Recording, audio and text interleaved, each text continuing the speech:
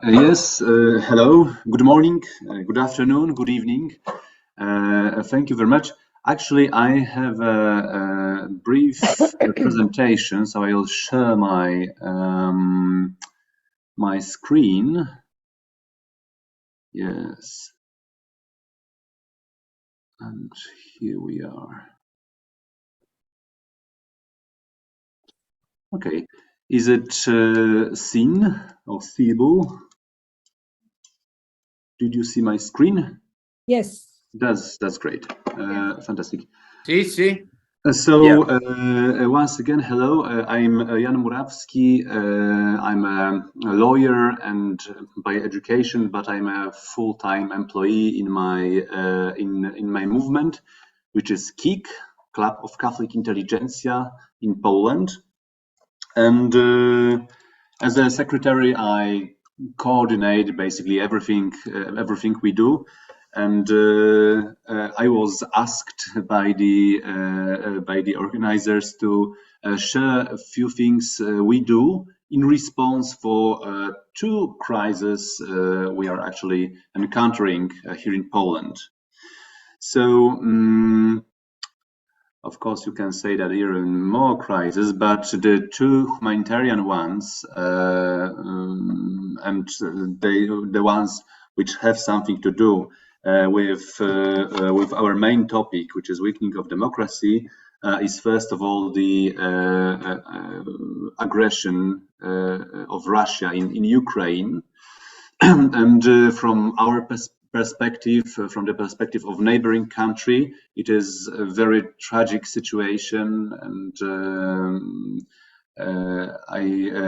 before me at the beginning, we've heard Uliana, and from this point, I would like to thank Uliana and her family for the whole effort they do to considering this tragedy.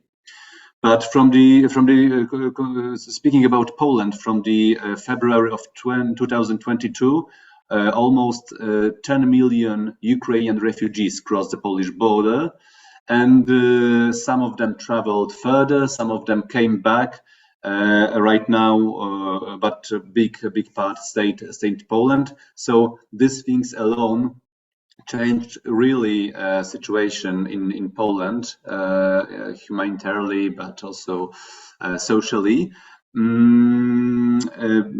That's one of the concerns. The second is, of course, the situation of the citizens of Ukraine in the territory of the Ukraine. It's a huge humanitarian crisis and a big concern for all of us. The second thing I would like to briefly talk about today is the less known crisis at Polish-Belarusian border. We have a common border with the Belarus, and what happened there is that the regime in Belarus, around a year and a half from now, they started to collect people from all over the world, the refugees, the migrants from Africa, from Middle East, from Central Asia, from Latin America, and they collected them close to the Polish border and started to make them cross the border illegally, mostly in forests. It was the idea to create a pressure on the European Union and create a chaos in Poland. So I will explain it more in a moment, and I should mention one thing about my movement, about KIK. We are an association of around 1,700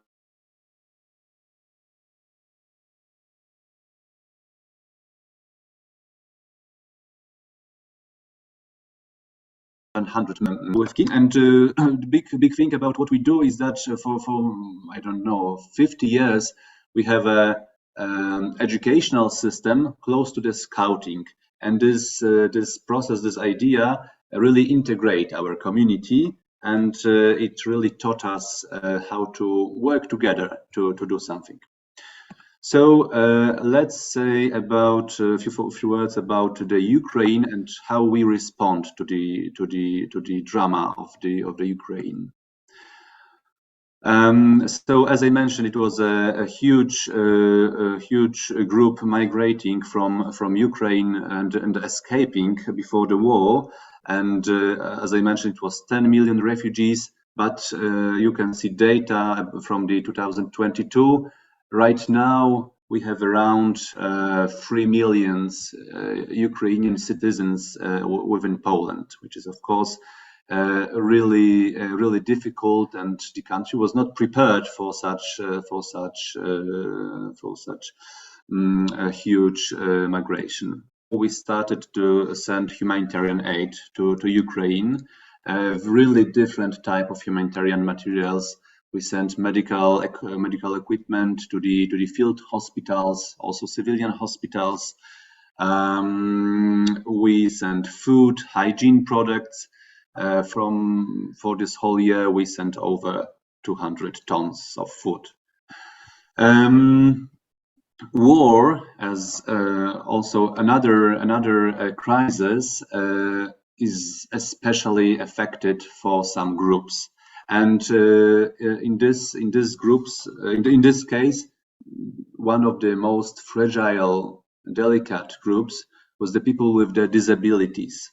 After a few weeks, it was a governmental task group for this purpose, but they didn't have any good connections with the Ukrainian officials. We did, so we created a kind of a logistic bridge between the Ukrainian government and official Polish task groups and the final destinations, mostly in Germany and Switzerland, when all these children were evacuated.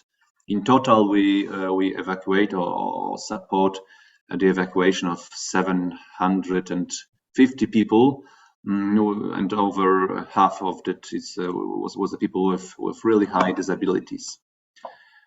Here you can see a picture from one of these actions.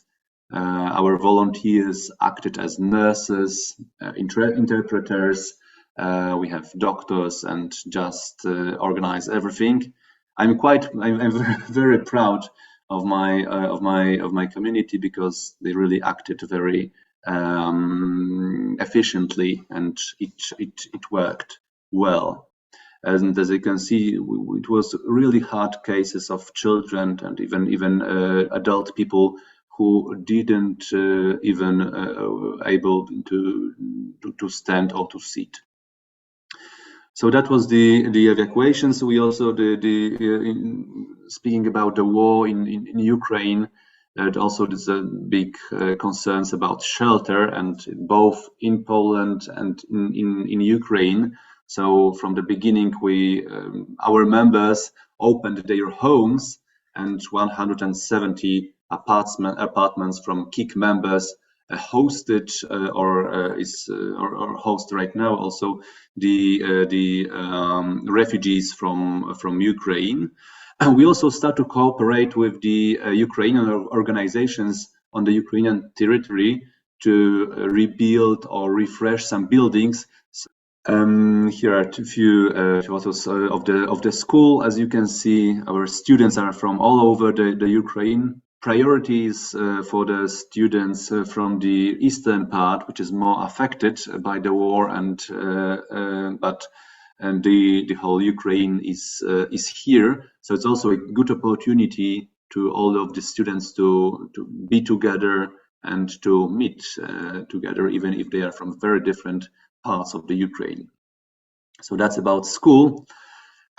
Because we have one of our fields of expertise is organizing educational activities and the summer activities. So also to help the children and their families to deal with this tragic situation, we organized a lot of camps and summer activities for the children. So it was in the summer, it was 1,100 Ukrainian children. And also we came back to one of the projects we developed long before the war, We're also organizing some kind of anti-stress camps for mothers and children who lost their fathers during the war. In a moment I will talk about the second part, but here in this I would like to just say that right now we are focusing more on thinking about the future, and we are less focusing on sending, for example, humanitarian aid, rather on networking, supporting young people, supporting families. That's the thing we would like to focus on, considering this issue in Ukraine. Also, we do have some prayers, and as all of you probably received the information from Pax Romana, we also invite everyone to join to 9 days prayer for the Ukraine and for peace in the Ukraine. So that's the Ukraine. It was very brief, but I don't have much time to explain everything and to in detail explain what happened in all of these initiatives. It was only highlights. The second thing and the second crisis is at Belarusian border. It's something completely different. And as I mentioned before, the idea of the Belarusian regime was to collect people from all over the world and force them to cross the border. So it's a really tragic situation. At this point, I must say that politically, right now, Poland is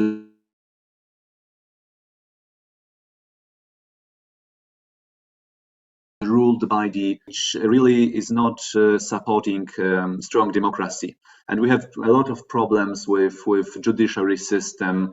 We are in conflict with European Union right now, and the response of the government, considering this very crisis, was to restrict the access to the border, to not allow to media to come there, to not allow the volunteers to come there as well, and to catch as many refugees and migrants as possible crossing border and push them back to Belarus. It was a way to showing that there is an unbreakable wall and you cannot enter here. So there were a lot of cases we know about of people or families crossing the border this and go for 15 times, 10 times, 9 times, and just being lost in a forest. Belarusians used force, they tortured them, they beat them, and they scared them, terrorize, and forced to cross border illegally. So the response was not from the government, because the response was to be strict as possible, but the civil society acted, and a lot of activists came from all over Poland, organized different means of help. They already helped 14,000 people. What we did was we opened the headquarters close to the border, run by our volunteers, and our volunteers go there and have shifts, and when they have information about some refugees or migrants in the forest, they just go there and help them.